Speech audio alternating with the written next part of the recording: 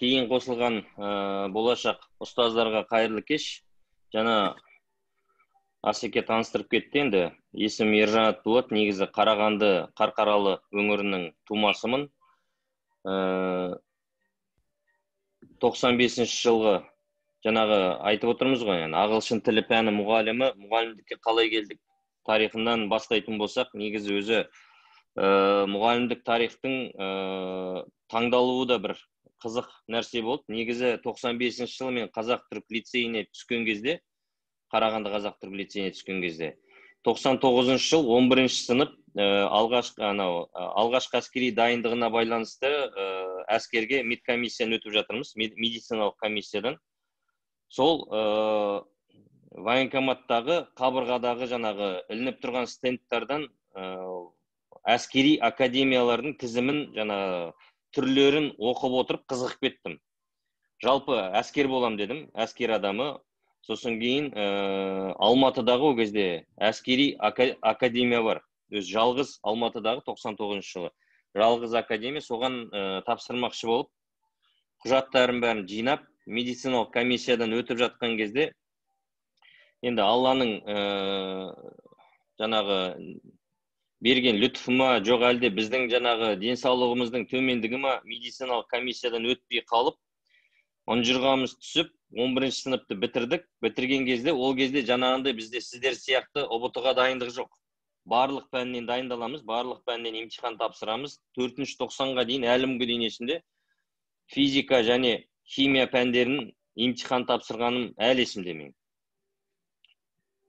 Енді құжаттарды о кезде, ұбт-ның кезінде 99 жылы ұбт жоқ, ең алғашқы жаңағы 120 сұрақтық тест жүйесі шықты. 4 пән 30 сұрақтан бірінші жүйе сол біздің кезімізде шықты. Қарағанды мемлекеттік университетінің бірінші қабатында жаңағы тізімдер ілініп тұрады, пәндер ілініп тұрады, қандай пәнді, қандай мамандыққа қандай пәндер тапсырылу керек.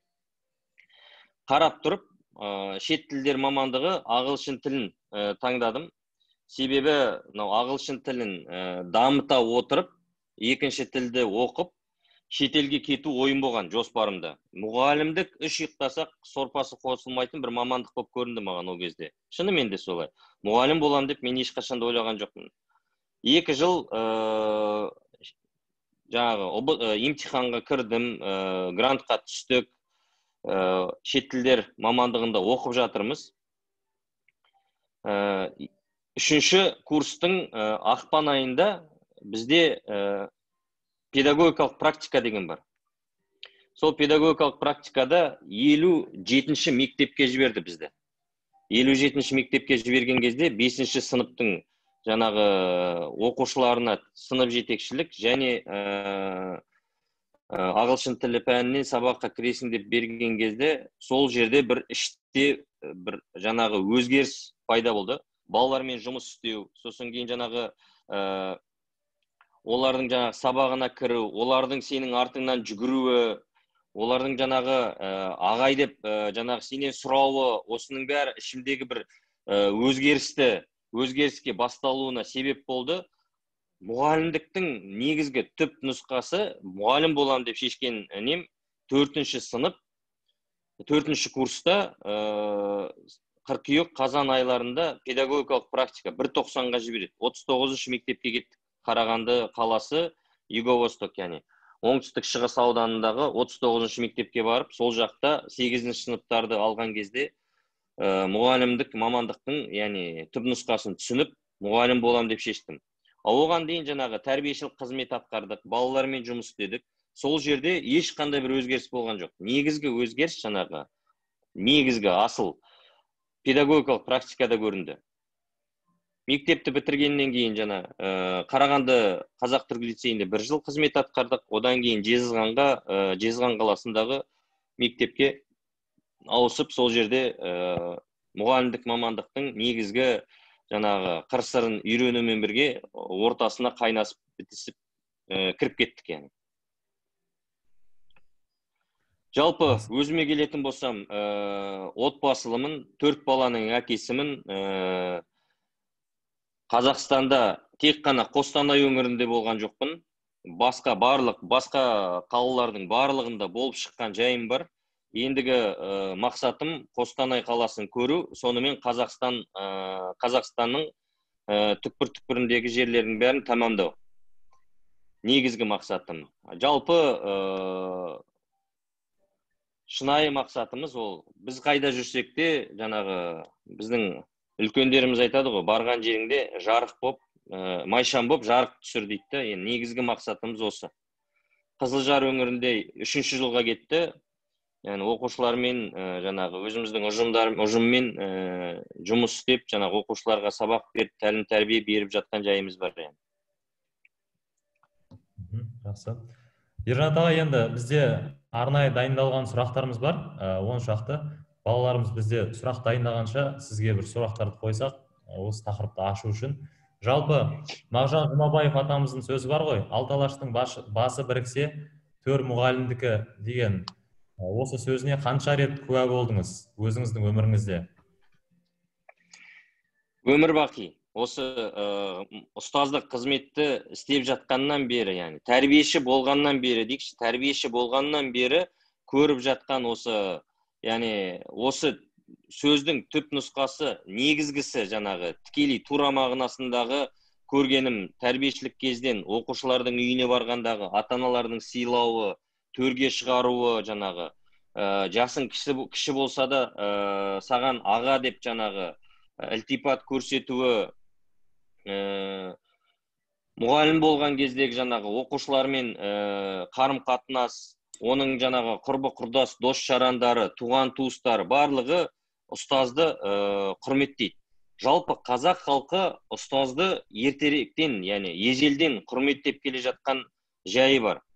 Менің есімде 5-ші сыныпта, ауылда оқып жүрміз, 5-ші сыныпта мұғалімнен таяқ жедім енді. Ол кезде кінәм болды енді, таяқ жедік. Үйге жылап келіп айтқанымда, шешемнің 2-ші рет мені сойғаны бар. Содан кейін мектептің жағдайын үйге айтпайтын болдық, яғни. Себебі шешем әрқашанда айтатын, ұстаз не айтса да дұрыс айтады. Яғни мені жаңағы жазаласа, себебі бар, яғни оның бір сыры бар, гәбі бар деп, яғни босқа сені ұрған жоқ деп, яғни мені де біраз жазалағаны бар. 2-ші рет жазалғаннан кейін үйге айтпайтын болдым ешқашанда. Ал жаңағы алты алаштың басы қосса, төр мұғалімдікі деген мәселе, бұның 2 мағынасы бар. Тура мағынасын айттым, жаңағы үйге келгендегі құрметі, ілтипаты. Екіншісі жаңағы ұстаздық жол. Бұл ұлағатты жол, білесіздер. Ұстаз деген, яғни былайша айтқан кезде ертеректен басталған нәрсе. Әуел баста біздің жаңағы педагогтардың жолын айтады, пайғамбарлық жол дейді. Неге? Өйткені білгеніңді үйрету. Яғни адам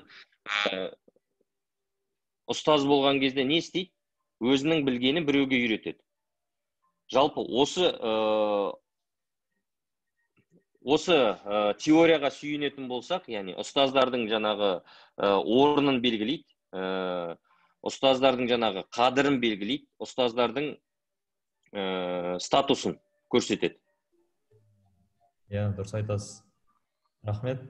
Құрметті студенттер, сіздерге естеріңізге салайын, егер де сұрақтарыңыз болатын болса, чатқа жазыңыздар, мен ағайға чаттан сіздерге оқып беремін. Бірақ сіздер өз дауыстарыңызды қоспай қойыңыздар, жақсы ма? Чтобы кейін келтірмес үшін сет қатты жақсы емес қой барлығыңызда. Алай жаңа айтып жатырсыз ғой, Қазақстанның бірнеше қалаларында жұмыс істеп үлгердім деп. Сіз өзіңіз Қарағанды облысының тумасы болсаңыз да, Қазақстанның әртүрлі түкпір-түкпірінде жұмыс істеп үлгеріпсіз. Енді осының барлығына сізге және отбасыңызға қандай энергия береді? Осының неден энергия аласыз? Мысалы, қиын емес па? Отбасыңыз не дейді бұған? Енді жалпы қазақ көшпелі халық. Бұл біздің қанымызда бар. Бір орында ешқашанда менің өзімнің жаңағы мінез құлқыма келетін болсақ, мен негізі жаңағы кейбіреулер айтады, сен холериксің дейді, кейбіреулер айтады, сен сангвиниксің дейді. Бірақ шынымен де бір орында отыра алмайтын, тұра алмайтын бір мінезім бар. Яғни бір жерде көп бөгеле алмаймын. Сондықтан 4 жыл, 5 жылдан артық бір жерде жұмыс істеп көрмегенмін негізі. Оны да біздің ағалар білгеннен кейін шығар, әр жерге жіберіп жаңағы бізді біраз басат, яғни жаңағы энергиямызды басу, жаңағы біздің алып атқан қарқынымызды басу мақсатында жіберіп атқан шығар енді. Негізі жер көрген, ел көрген, мәдениет көрген өте жақсы. Яғни біздің болашақ ұстаздарға айтарым, мүмкіндік болса, ел таныған, жер таныған жақсы, мәдениет таныңдар, ел таныңдар, мүмкіндік болса, шет тілдерін оқыңдар. Себебі, Жаяу Мұсада, Мұса Шорманов деген адам айтқан екен. Бір тіл білгенің, бір тіл артық білгенің, бір саты жоғары тұрғаның дейді, яғни. Себебі бір тілді сен біреуден артық білсең, бұл сенің жаңағы мәдениетіңді, жаңағы сенің біліміңді көрсетеді. Жалпы отбасыммен келгенде жаңағы көші-қон мәселесі біз үшін қиындық тудырған жоқ. Себебі Аллаға шүкір, таңдаған жарым бұл нәрселерді біліп, түсініп, жаңағы мен үшін керек екенін білгендіктен, яғни ешқандай да сөз айтқады, яғни айта алмағанда шығар мүмкінді. Оны о жағын енді сұрастырмадық, бірақ енді ләм-мим демей, жаңағындай ағалар жіберген жаққа бізде жүріп жаңағы орналастық. 4 баланың әкесі дедік қой. Бірінші баламыз біздің Қарағандыда туса, екінші баламыз жаңағы Көкшетауда, үшінші баламыз тағы да Қарағанды, енді 4-ші балам Маңғыстауда туды, адайдың қызы.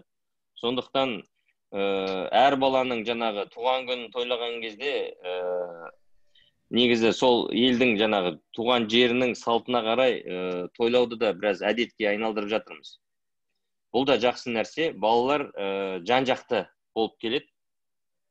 Енді бір несі, жаңағы балалардың мектебі болмаса, енді қиындық туған жоқ, шынымен де. Жақсы. Құдай істеріңізге келсін. Әмин.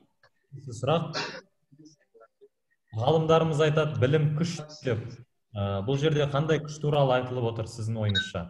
Білім күш деген. Сұрақты қайталап жіберсең, Асеке? Ғалымдарымыз білім күш дейді да, білім күш. Иә. Знание. Осы қандай күш туралы айтып тұр деп ойлайсыз, жалпы енді қоғаммен байланыстырып айтқан кезде? Жалпы білім негізі өз алдына жаңағы бүкіл адамзат тарихына сүйенетін болсақ, қарасақ, керіге тарихқа үңілетін болсақ, жалпы білім осы адамның осы қазіргі деңгейіне жеткен кездегі ең үлкен себепші десек болады. Себебі ертеректегі жаңағы енді тарих мамандығын бітіріп жатқан біздің болашақ ұстаздарымыз енді түсіндіріп айтып кетер. Ертеректегі жаңағы тас дәуірінен алатын болсақ, адамдардың жаңағы тасты қашауы, оны жаңағы қару ретінде қолдануы, аң жануарларға қарсы тұруы, содан жай-жайдан біліп, жаңағы ұғып, дүниені зерттеп келіп, қазір біз ай тұрмақ, әрі қарай Марсқа барып сапар салайын деп жатырмыз. Бұның барлығы жаңағы білімнің арқасы. Әрине, білімді көп жерде қолдануға болады. Жалпы біздің мақсатымызда, яғни біздің менталитетімізде ұстаздық. Білімді дұрыс жолда қолдануды көрсетсек жақсы болады. Себебі элементарны жаңағы сіріңкені алатын болсақ, біреулер тамақ істеу үшін от қояды, екіншілер өрт қою үшін от қояды. Яғни екеуі де негізі от қою мақсаты, бірақ біреуі пайдалы іске жұмсаса, екіншісі зиянды іске жұмсайды. Біздің негізгі мақсатымыз осы білімді дұрыс жаққа қолдана білу. Оқушыларымызды тәрбиелеп жатқан жаңағы жан-жағымызды бағыттаған кезде білімге, яғни дұрыс бір білімге күш-жігерлерін жұмсату. Менің өз ойым. Себебі әр қайсымыз ертең алламандығын берсе, университет бітіресіздер. Университет бітіргеннен кейін жан-жақта мектепке кетесіздер. Сіздер келген кезде сол мектепке сіздерді бір тұлға ретінде қабылдайды. Себебі сіздер диплом иесісіздер, болашақ ұстазсыздар. Яғни болашақ деген кезде жаңағы жас маман ұстаздық жолында енді қадам басып жатқан тұлға ретінде қабылдағандықтан сіздерден үлкен үміт күтеді. Бұл жалпы біздің ағаларды ғана емес, барған мектебіміздегі директор де күтеді, ұжым жаңағы әкімшілік тарапынан да күтілетін сенімдер бар. Ұжым да күтеді. Яғни сізді бір тұлға ретінде қарағандықтан, жан-жақты біліммен барған кезде сіз өзіңіздің орныңызды о жақта көрсетесіздер, сіздер яғни.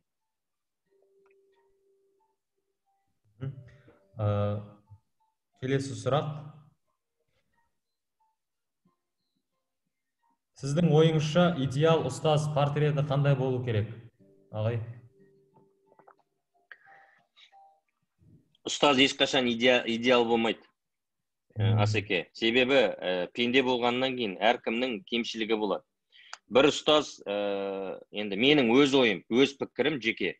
Бір ұстаз өте білімді, жан-жақты, жаңағы кругозор дейміз ғой. Білімі жан-жақты болуы мүмкін, кітаптарды көп оқыған болуы мүмкін. Бірақ ол спортқа бейім болмауы мүмкін.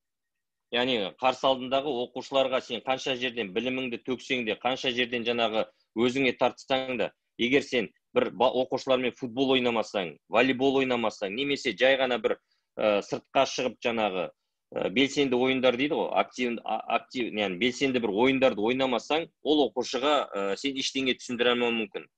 Ал кейбір ұстаздар болады, олар спорт құмар болуы мүмкін, жан-жақты жаңағы домбыра тартуы мүмкін, 8 қырлы, 1 сырлы жігіт болуы мүмкін, жаңағы өнер тамған. Алайда жаңағы оқыған кітаптар аз болса, жаңағы антоним дейміз ғой, яғни қарама-қарсы бір тұлға ретінде қабылданса, ол да болмайды. Сондықтан менің айтатын нәрсем, яғни жаңағы жігіттерге, қыздарға жан-жақты болу керек.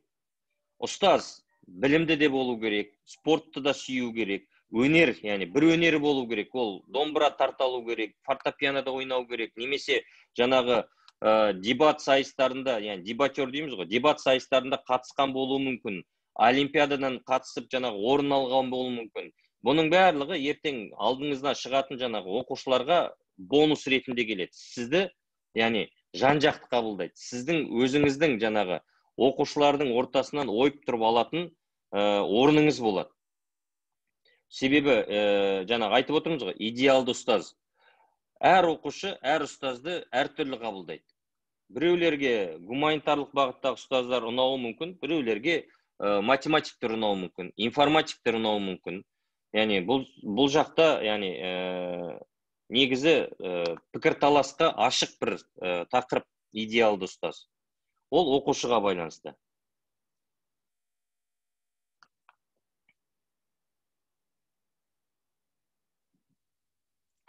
Микрофоның өшіп қалды, Асқат. Сая Дәулет деген студентіміздің сұрағы, алғаш жас маман болып жұмыс жасағанда қандай қиындықтар болды дейді. Мен Жезқазғанға бардым жаңағы. Алғаш енді Қарағандыдан бастадым дедім ғой білім жолында. Қарағандыда бір жыл онша білінбеді. Негізгі менің ең қиындық тудырған, ең жаңағы әсерлі қуанышпен, жаңағы қызығушылықпен еске алатын менің өмірімнің 2 жылы бұл Жезқазған қаласында болды. 2004-2006 жылы Жезқазған қазақ-түрік лицейіне бардым. Жас маман, ағылшын тілі мұғалімі ретінде.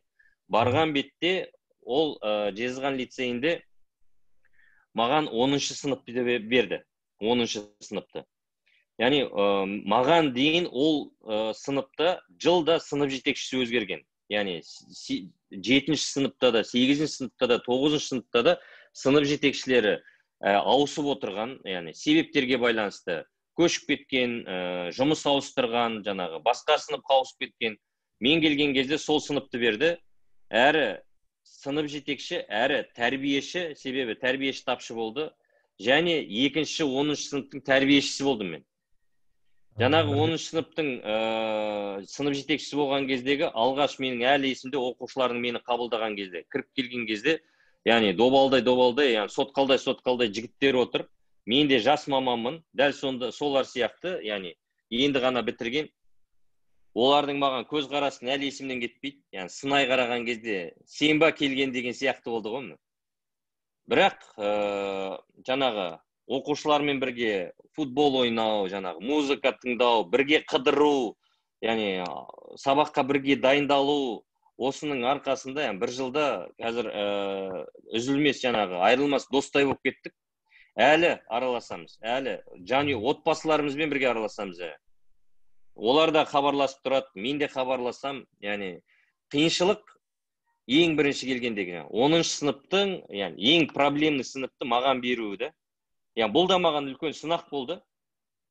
Аллаға шүкір, ол сынақтың нәтижесінде мен өзіме жаңағы өмірлік бауырларымды таптым десем болады. Яғни бір-бірімізді әлі іздейміз. Шет елдерде жүргендер бар, хабарласып тұрамыз, жаңағы сөйлесіп тұрамыз. Жезқазғанға қазір бар десе, қазір кетіп қалуға дайынбыз ғой. Жақсы. Ағай, мынадай сұрақ, сіз ұстаздық жолға түсуіңізге не әсер етті? Қалай ұстаз болып кеттіңіз жаңағы? Неден келіп тұрып бірден ұстаздыққа не әсер етуі мүмкін сол кезде? Ұстаздық жаңа айтып кеткендей, университеттегі жаңа педагогикалық практика, сосын біздің ағайларымыздың өсиет насихаттары, яғни тәрбиешілік, мектепте, лицейде тәрбиеші болғаннан кейін еріксіз түрлі семинар, тренингтерге қатысасың, ағалармен бірге шай ішесің, жаңағы сұхбат жасайсың, бірге отырып әңгімелесесің, сосын кейін балалармен сыртқа қыдыруға шығасың, басқа қалаларға барасың деген сияқты. Сол балалардың мүмкін жаңағы қарым-қатынасы, саған деген ілтипаты, жаңағы сыйластығы, яғни осының барлығы келіп жаңағы мозаика сияқты орын-орнына тұрғаннан кейін мүмкін Ержанаттың бір ұстаз болуға деген ниетін қалыптастырған шығар. Жақсы. Аға, енді мына жерде дәл қазір енді 20 жыл бұрынғы Ержанат ағай мен қазіргі Ержанат ағайдың арасында біраз енді жер мен көктей айырмашылық бар шығар. 20 жыл бұрынғы Ержанат мырзаға қандай кеңестер айтар едіңіз? Қазіргі студенттеріміз тура сондай жаста қазіргі студенттер. 20 жыл бұрынғы Ержанатқа не айтамыз енді? Негізі ұстаздықты таңда деуші едім. Таңдаған кезде де негізі жаңағы білген мамандығың, білген пәніңе бар деп айтар едім мен. Қазір мен ағылшын тілі мұғалімі болып отырмын. Лицейде оқыған кезде қазақ тілі олимпиадасына қатыстым мен. 98 жылы республика Өскеменде болды, республикалық олимпиадада қатыстым. Сол жақта өкінішке орай енді орын алмадық, бірақ қазақ тілінде қатысқаннан кейін қазақ тілі маған жақын. Онымен қоса жаңағы гуманитарлық пәндермен бірге жаратылыстану пәндері де негізі оңай болды. Менің өзіме айтатын болсам 20 жыл бұрынғы білімімді толықтыру, өз пәнінде жаңағы маман болу дейміз ғой, жан-жақты болу. Және де міндетті түрде бір өнерді үйрен деп айтар едім. Өкінішке орай өнер жағынан Алла бізді кішкене мақұрым қалдырған, не домбыра тарта алмаймыз, не өлең айта алмаймыз. Спортқа жақын болғанымыз болмаса, басқа жағына келген кезде кішкене қиналып қаламыз. Ата-аналардың үйіне барған кезде ата-аналар домбыраны беріп, ал бірдеме айтпайсың ба деген кезде қиналатын тұстарым сол. Сол өзім айтарым болсам домбыра курсына жазылып, немесе гитара курсына жазылып, соны бір егер деп айтар едім де.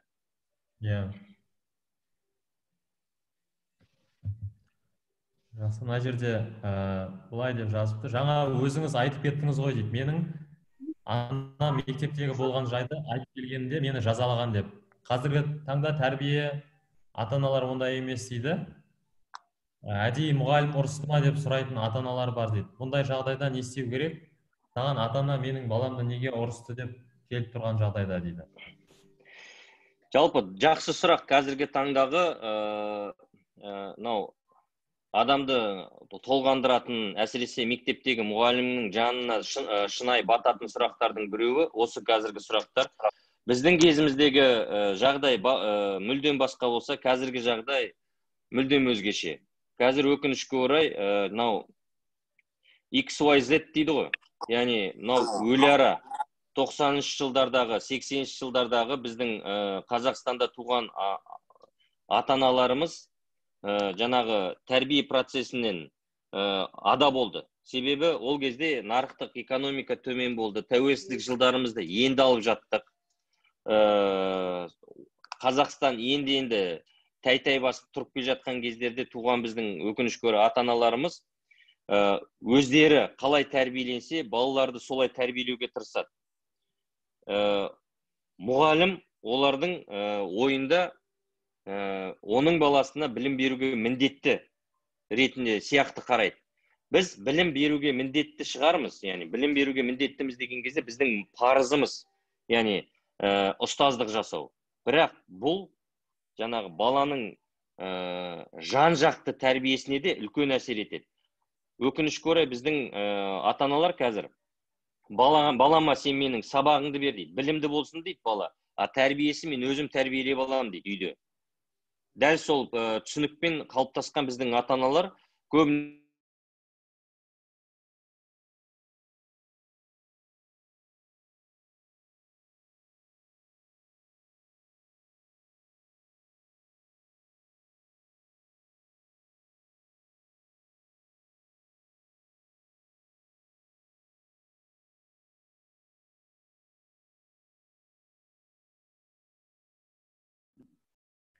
Жігіттер, қыздар, интернет жақсы істеп тұр ғой, Ержан ағайда сет нашар болып кетті ма?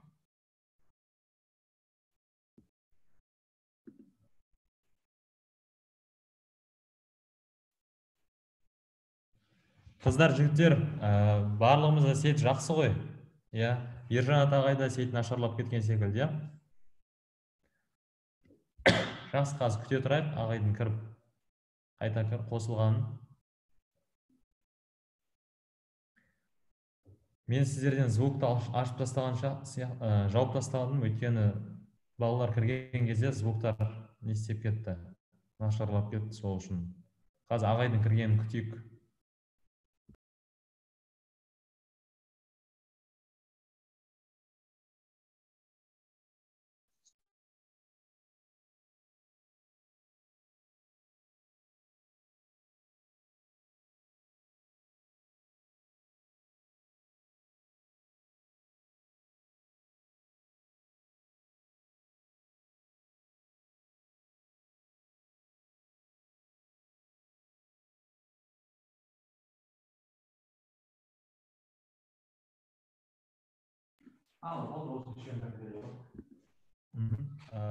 Ағай қосылды ма екен? Мен қазір сіздердің звуктарыңызды қосайын, мүмкін звугын қоса алмай жатқан шығар.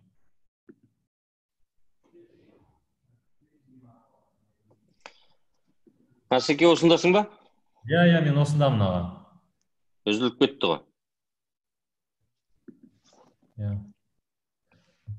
Жақсы, жаңағы сұрағымыз ата-аналар туралы болған еді. Енді ата-аналарға айтатыным жаңағы, ата-аналарға кеңес берген кезде айттым ғой мен жаңа. Ата-аналарға мынандай кеңес беруші едім. Яғни мектептегі болған жағдайды баламен зерделеп, балаға ақыл айту, нақыл айту мақсатында бір әңгіме жүргізсе десем. Яғни себебі бала, яғни біздің жаңағы принцип, бұрын үшбұрыш болатын болса, үшбұрыш принципі. Мектеп, ата-ана, оқушы. Қазір енді ол жаңарып келе жатыр. Жалпы негізі бұл жаңағы үшбұрыш принципі. Яғни ата-ана үйде баласын тәрбиелесе, мектепте жаңағы педагогтармен, ұстаздармен бірге отырып, мектепте ұстаз тәрбиелесе, бала жаман болады деп ойламаймын. Яғни жақсы бір тұлға қалыптасады деп ойлаймын. Себебі ол жаңағы ұстаз ата-анасынан ала алмаған тәрбиені беруі мүмкін. Үйде ата-анасы ұстаздың бере алмаған мейірімін төгуі мүмкін балаға. Сондықтан жан-жақты болу керек. Мына жерде Бислан деген оқушы сізге сұрақ қойып жатыр. Бислан деген сіздердің мектептеріңізде оқыған, менің ойымша. Сіз Ақтауда директор болған уақытта. Қуанышбаев Бислан. Иә.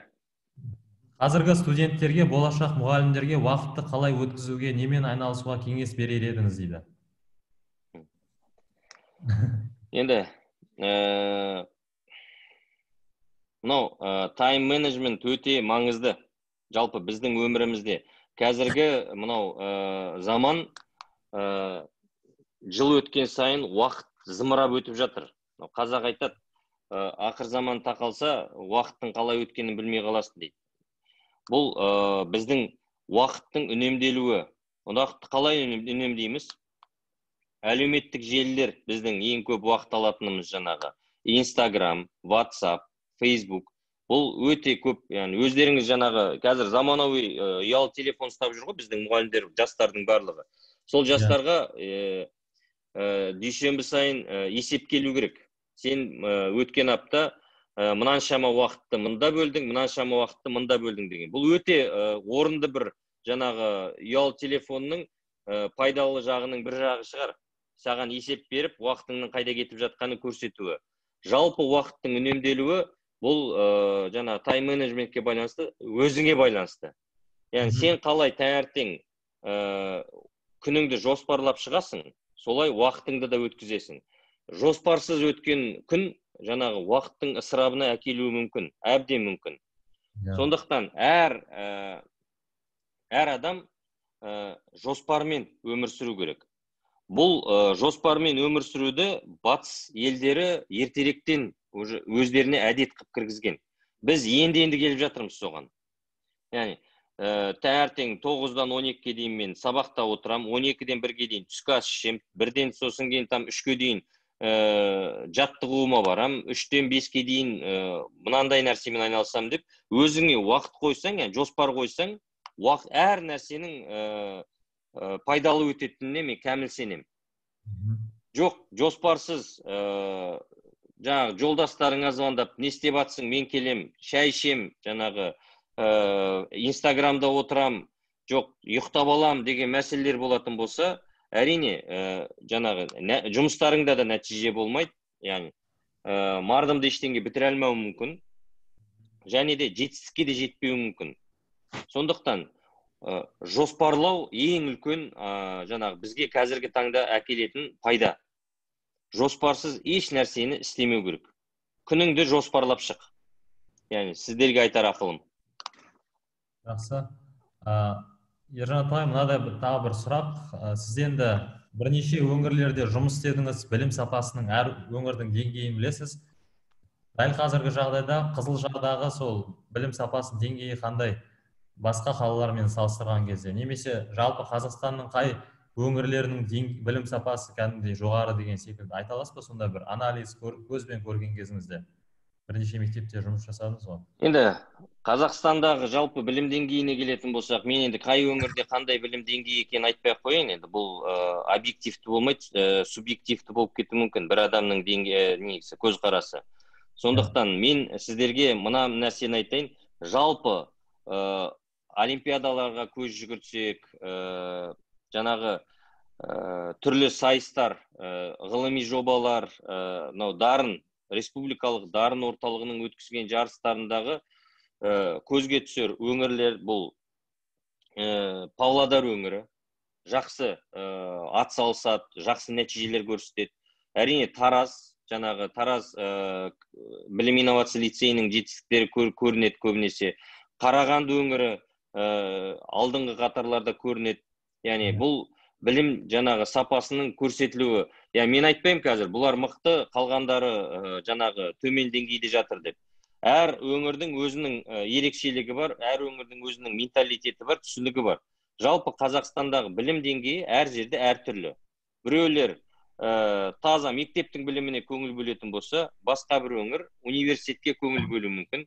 Басқалары жалпы жан-жақты жаңа қосымша білім беруге көп көңіл бөлуі мүмкін.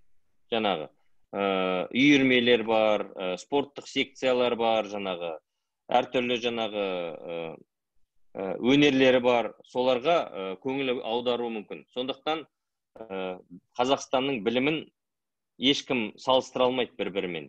Яғни қай өңірдікі қаншалықты қандай деңгейде екенін. Мамандық таңдауда ата-ананың оқушының мамандық таңдауына араласқанын қаншалықты дұрыс деп есептейсіз дейді. Жалпы әр нәрсенің шешімін шешерде, яғни шығарарда, жалпы ақылдасқан дұрыс. Қазақ халқы ертеректен бір нәрсені, мысалы, маңызды бір нәрсені шешер кезде билерді, жаңағы үлкен болыстарды, жаңағы ақсақалдарды жинап ақылдасқан. Яғни бұл біздің қанымыздағы бар нәрсе, бұл біздің тарихымыздағы бар нәрсе. Ал енді мамандық таңдау деген бұл бір баланың, яғни болашақтағы табар наны, болашағы бұл, былайша айтқан кезде, сол болашағын ойланар кезде ата-анасымен де ақылдасқаны дұрыс, мұғаліммен де ақылдасқаны дұрыс, ағалары, жаңағы туған туысымен де ақылдасқаны дұрыс, өзінің де несі, ұсынысы, нұсқасы болу керек, өзінің де көзқарасы болу керек, яғни. Себебі ол жұмысты істейтін өзі. Жан-жақты ақылдасып келіп, ортадағы шешілген бір түйінді қабылдаған дұрыс. Себебі кей оқушылар бар, ол өзін жақсы таныған. Жаңағы ширақ дейміз ғой. Ол нені білет, нені қалайды, қай жағында өзінің кемшілігі бар, қай жағының өзінің артықшылығы бар, соның бәрін біліп келіп, мен мына мамандықты таңдаймын дейді. Шынымен де сол мамандықта жетістігі көп, мықты бір маман болып шығады. Кейбір оқушыларымыз бар, мысалы, мінезінде жаңағы ұяң, тұйық, көп сөйлемейді, жаңағындай, шешім шығарарда көп толғанады, күмәнданады, ойланады. Яғни ондай да оқушыларымыз болады. Сондай оқушыларымызға негізі көмек керек, ақыл керек. Жаңағы ата-анасының келіп жанынан табылуы. Әрине, ата-анасы айтпайды, яғни, балам, сен мынау боласың деп, яғни. Ондай да ата-аналар бар бізде. Өзі дәрігер, баласын дәрігерге, медицинаға жібереді. Баласы дәрігер болу, яғни, екі талай, қаламау мүмкін. Сондықтан әр оқушы өзінің ойын айтқан дұрыс. Яғни, әкесіне, шешесіне, яғни, мен бұл мамандықты қаламаймын. Яғни, менің жүрегім жатпайды бұл мамандыққа. Мен мынау болуым келеді деп, яғни. Қазіргі таңда әр мамандықтың өзінің пайдасы бар. Яғни, осыдан 10 жыл бұрын ата-аналар мұғалімдікке балаларын үгіттемеген. Әлі де үгіттемейтін ата-аналар бар. Балам менің мұғалім болмайды. Себебі қазіргі таңдағы мұғалімдердің жағдайын көріп жатыр да. Көп өздері енді көрген нәрсесін біледі ғой. Баласына да оны ұсынғысы келмейді. Бірақ қазіргі, яғни 10 жыл бұрынғы Қазақстанның халі мен қазіргі Қазақстанның халін салыстыратын болсақ, көбісі мамандығын ауыстырып, мұғалімдікке ауысып жатыр жаңа. Екінші жоғарғы білімді алып, мұғалім болып жатқан менің таныстарым бар, жаңа, туысқандарым бар. Неге? Себебі мұғалімнің статусын, яғни педагог статусын көтеріп жатыр да. Оның жаңағы жалақысын көтеріп жатыр, істеп жатқан жаңағы жұмысын жеңілдетіп жатыр. Жаңа қазіргі біздің білім және ғылым министрлігі көп жұмыс атқарып жатыр бұл жағдайда, бұл жақта. Сондықтан мен ойлаймын, әр бала жан-жақты ойлану керек. Яғни тек қана ата-анасымен ойлану шарт емес, яғни міндетті емес. Достарымен де ақылдасуына болады, мектебімен де ақылдасуына болады, яғни ұстаздарымен. Жақсы. Елге қызмет ету мінезден дейді. Ұстаз болуда адами қасиеттер білімнен жоғары тұрады деп ойлаймын. Осы туралы ойыңызды білдірсеңіз дейді. Ұстаз болу, енді мен айтайын сіздерге, ұстаз болу әркімнің қолынан келмейді. Жаңағы мінез деген нәрсені дұрыс айтып жатыр. Ұстаздық табиғатынан болуы мүмкін. Ұстаздық, яғни бір талант болуы мүмкін. Ұстаздықты өзі ұстаз болып сол дәрежеге жетуі мүмкін. Яғни бойында қасиеті барлығы, мысалы, басқа бір жақты көздеуі мүмкін. Яғни мысалы ол полиция қызметкері болуы мүмкін, ол медицина қызметкері болуы мүмкін, ол басқа жаңағы экономист, банкир, барлығы болуы мүмкін. Яғни ұстаздық қасиеті жоқ. Бірақ ол мен ұстаз болам деп жаңағы ағасына қызығады, мұғаліміне қызығады. Сосын кейін осы жолға түседі, өзін жасайды, дамытады.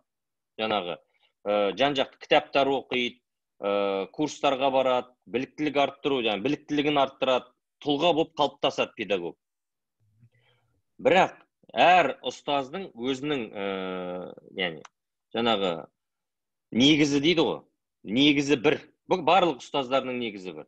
Бұл негіз сабырлық. Әр нәрседе жаңағы сабырмен қарау, ақылға салу, жаңағы ойланып шешім қабылдау деген сияқты мәселелер. Себебі сенің алдыңа келген әртүрлі адам келуі мүмкін. Ертең ашулы ата-ана келуі мүмкін. Жаңағындай не дейді, гиперактивті оқушы келуі мүмкін, бала. Яғни әртүрлі жағдаяттар болады. Сол кездерде сенің жаңағы алған білімің, тәрбиең көрсетіледі, yani көрінеді. Қаншалықты сен ұстаз болып қалыптастың жағдаяттарға байланысты. Сол жағдаяттарға дайын болу керек. Сабырлы болу керек. Бірден шешім шығармау керек. Байыппен қарау керек, ойлану керек, толғану керек, ақылдасу керек болса. Yani сосын кейін барып шешсе, yani ол ұстаздар шынымен де үлкен жетістіктерге қол жеткізуі мүмкін. Жақсы. Мектептің мықты оқушылардың жетістікке жетуі үшін жақсы ұстаз маңызды ма, әлде жақсы мектеп басшысы ма? Бірі-бірімен байланысты негізі, Асхат. Оқушының жетістікке жетуі біріншіден тікелей ұстазға байланысты. Ұстаз мықты болса, оқушысы, шәкірті озуы мүмкін. Жаңағы қазақ айтады ғой, ұстазын озған шәкірт, яғни ұстаздың кереметтігі дейді. Бірақ ұстазға да жұмыс жасауына, жаңағы оқушыға деген білімін беруіне жағдай жасайтын да мектеп басшысы. Яғни мектеп басшысы жағдай жасамайтын болса, ұстаз білгенін бере алмауы мүмкін. Оған түрлі жаңағы себептер кедергі болуы мүмкін. Сондықтан бірі-бірімен байланысты. Бірақ бұл жердегі жаңағы оқушыға тікелей қарым-қатынас жасайтын ұстаз болғандықтан көп нәрсе ұстазға байланысты болады. Ұстазы не айтса, оқушысы соны істейді негізі. Өкінішке орай қазіргі таңда мектептерімізде жаңағы көбінесе мектеп басшылары сабақтардан тыс қалып жатыр.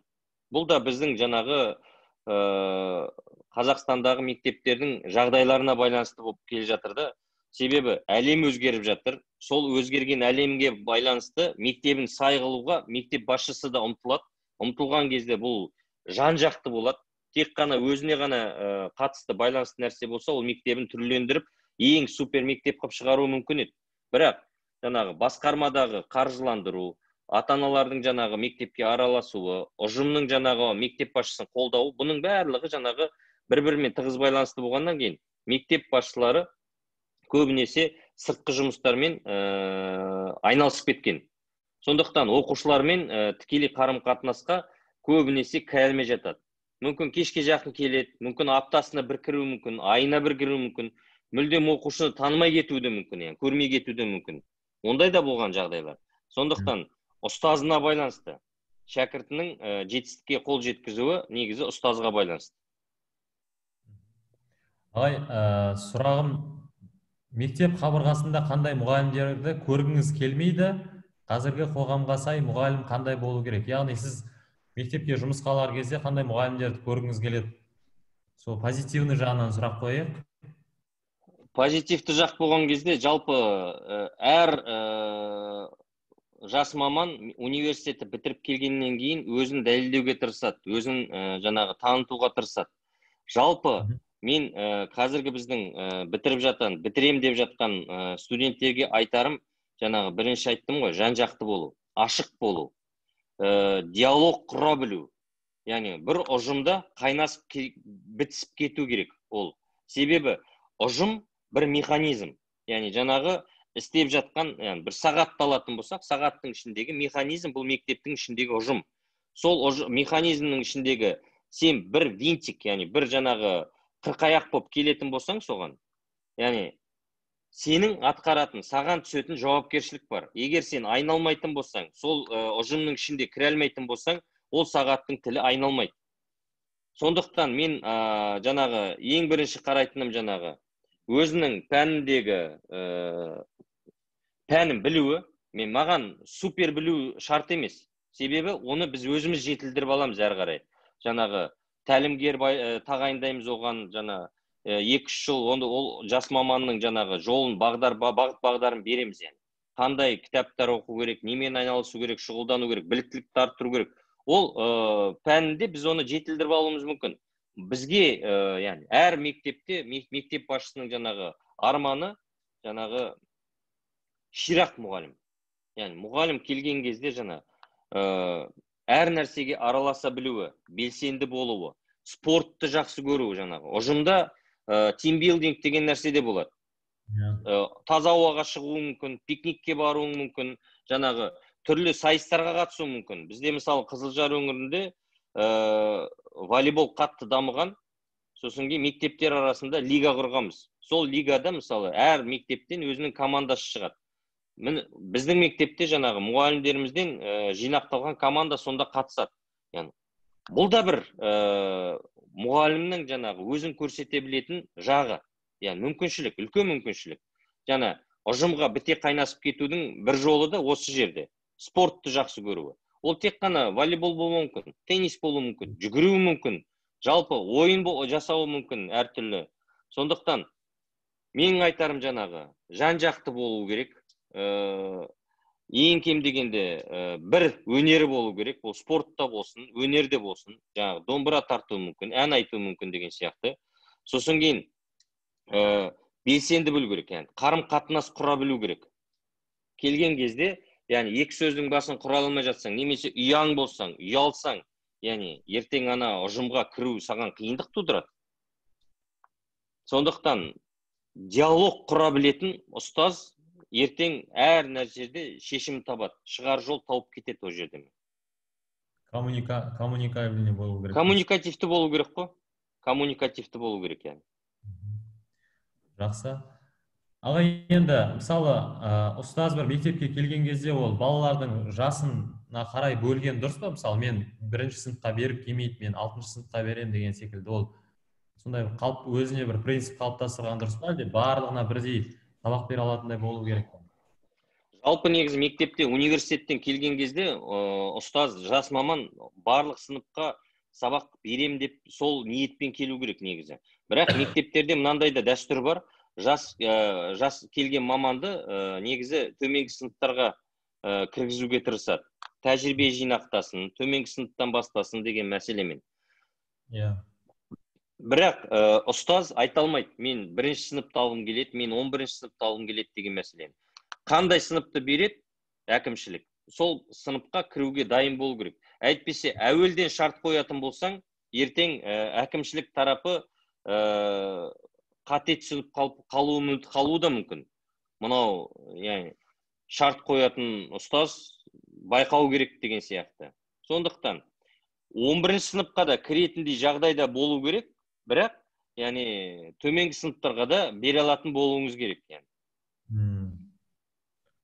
Жақсы. Ұстаз болудан жалыққан кезіңіз болды ма дейді. Егер сондай кез болса, қалай өзіңізді жігерленерсіз дейді.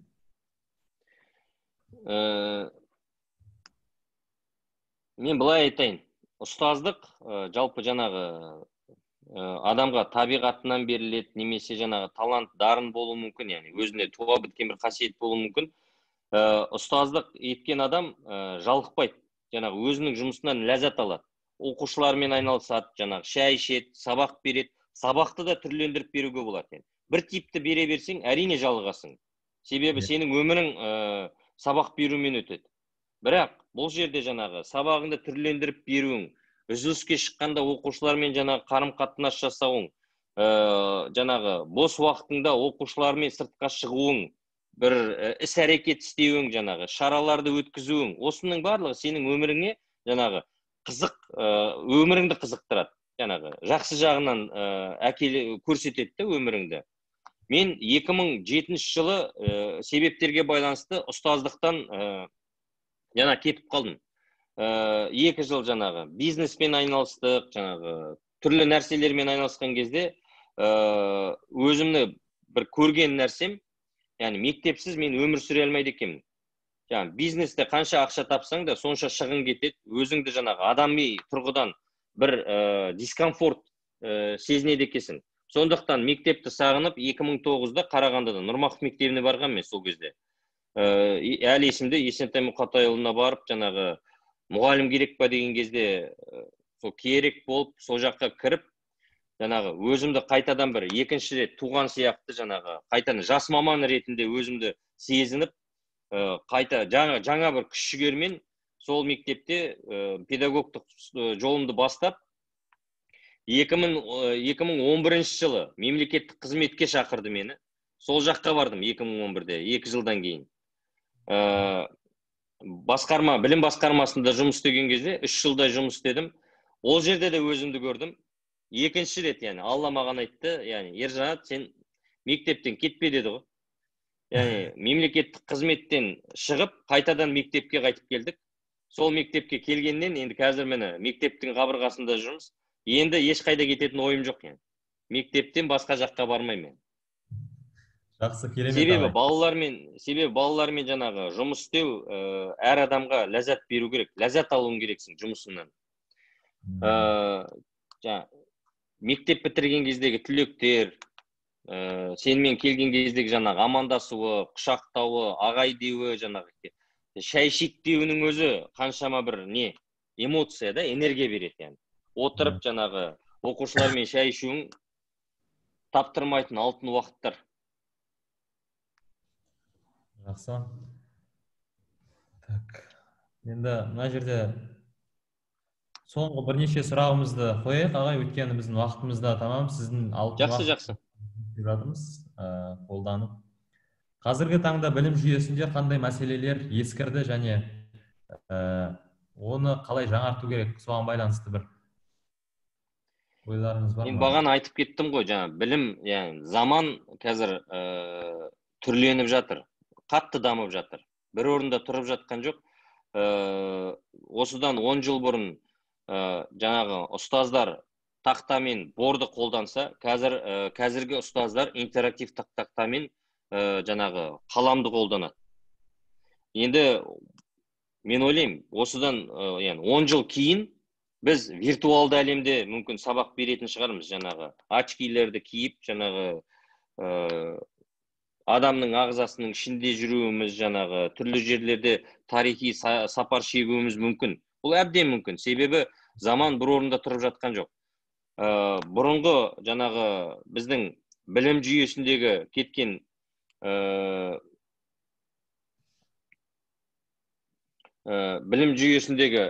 кеткен кемшіліктерді қазір, яғни Аллаға шүкір, білім және ғылым министрлігі тәмамдап жатыр. Яғни бұны толықтырып жатыр. Осы жақта жаңарту керек мәселелер бұл тәрбие. Жаңағы мен сіздерге айтайын, ұлттық құндылыққа байланысты тәрбие беру керек, білім беру керек. Қазір білімге көп көңіл бөлініп жатқаннан кейін бізде тәрбие екінші планға кетіп жатыр. Негізі шынайы біздің менталитетімізде, шынайы біздің мақсатымызда тәрбие бірінші қатарға шығу керек, білім екінші қатарда болу керек. Бірақ өкінішке орай жаңағы біздің заманның дамуына байланысты, жылдам өзгеруіне байланысты жаңағы білімді қуып кеткен біздің халық тәрбиеге өкінішке орай көп мән беріп жатқан жоқ. Сондықтан біз жаңағы оқушылармен қарым-қатынас жасау арқылы осы пробелді дейміз ғой, осы бос жерлерді толықтыруымыз керек. Себебі білімді кез келген жерде, кез келген уақытта алуға болады, толықтыруға болады.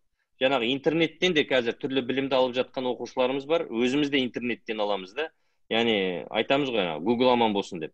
Бірақ тәрбиені Google бере алмайды, тәрбиені интернет бере алмайды.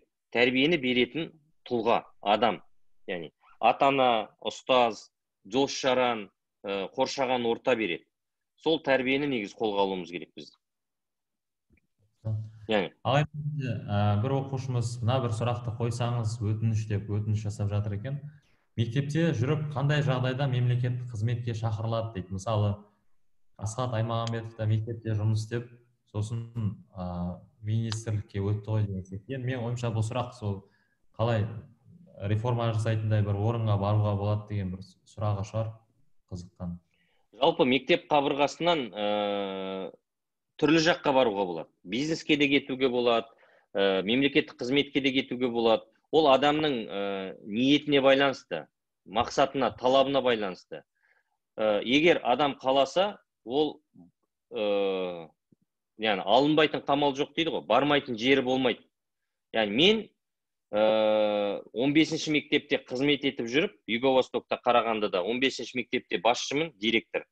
Жарты жыл жаңағы өзімді яғни көрсеткен шығармын, мүмкін жаңағы мені баяғыдан яғни алдында 2-3 жыл бұрын осылай жаңағы білім саласындағы басқармадағы адамдар қарап келген шығар жаңағы. Мүмкін мен ойлаймын да, бірақ мен үшін сюрприз болды. Яғни таң қалдым, неге мені мемлекеттік қызметке шақырып жатыр деп.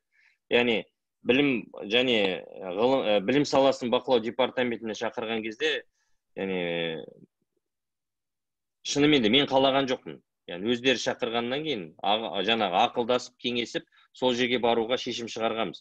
Жалпы адамның жаңағы өзіне байланысты, белсенділігіне байланысты, біліміне байланысты. Жаңа сіздер айтып отырсыздар, Асқат Қанатұлының жаңағы мектеп қабырғасында болды. Ол негізі университеттен өзін көрсеткен. Студент кезінде жаңағы жастар атынан депутат болған, түрлі университеттің шараларына қатысқан, белсенділік танытқан, сосын кейін университетті бітіріп, сол университетте мұғалім болған кезде әр қарай жаңағы карьерасын, жаңағы өзінің өмірін соған қарай жоспарлаған, қазір міне білім және ғылым министрі болып отырды. Яғни бұл үлкен жетістік. Адамның алға қойған мақсатына жүрген қадамдары. Сен егер мақсат қоятын болсаң, яғни мен 5 жылдан кейін өзімді мысалы мына жерде көрем. Яғни 5 жыл өмір бақи мұғалім де болады да. Яғни егер пәніңде нәтижелі болсаң, жетістіктер көрсетсең, жаңағы Муамер-Гүл деген біздің математик мұғаліміміз бар ғой, Қазақстанға жалпы дүние жүзіне аты әйгілі қазір. Гиннес кітабына кірген балалар, қаншама балалары жаңағы олимпиадаларда жетістік көрсеткен. Адам Муамер-Гүлге де жаңағы мектеп директорлығында әкімшілік боласың деп те, жаңағы завуч боласың деп те, мектептің директорының орынбасары боласың деп те өтінген. Әр қарай өс деп. Жоқ, адам математика мұғалімі болып қалды. Қазір яғни өкінбейді.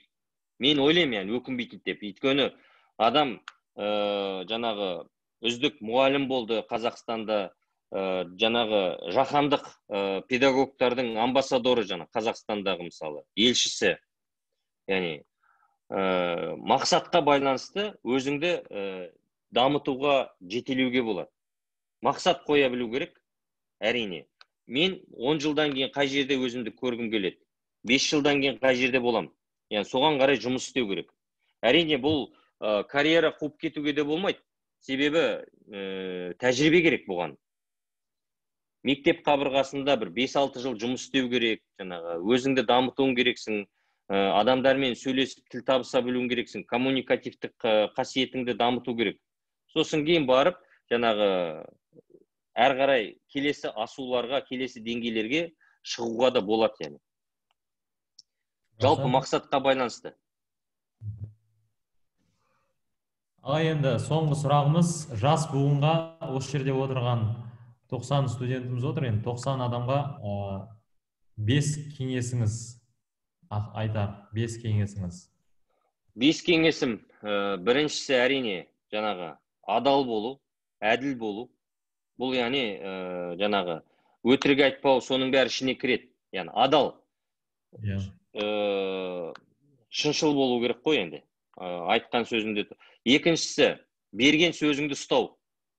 Әрине, сен жаңағы біреуге айттың ба, соны уақытында орындау керек. Орындау керек жалпы.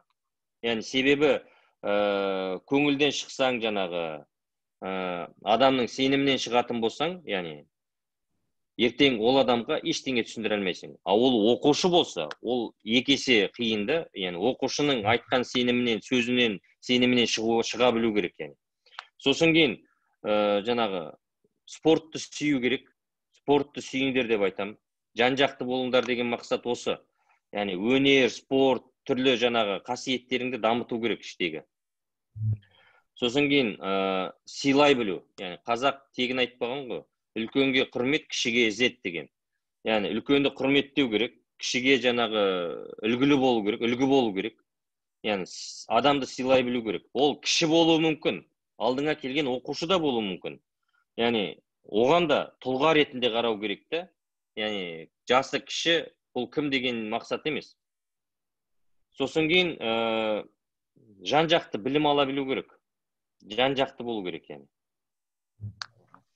Жақсы, құрметті Ержанат Рымғалиұлы, Ержанат ағай, бүгінгі өнеге ал бағдарламасына қонақ болып, өзіңіздің тәжірибеңізбен бөліскеніңіз үшін, ақыл кеңестеріңізді айтқаныңыз үшін үлкен алғыс білдіреміз. Еңбегіңізге жемістер тілейміз, мектебіңізге, оқушыларыңыз да мектебіңізде гүлдене берсін деп тілек білдіргіміз келеді. Алла разы болсын, сіздерге де көп рахмет. Яғни осы біздің яғни жаңағы кішігірім айтқан әңгімемізге куәгер болып, жаңағы сұрақ қойған сұрақтарыңызға жауап бергенімізге, яғни жауап бердік деп ойлайын мен енді.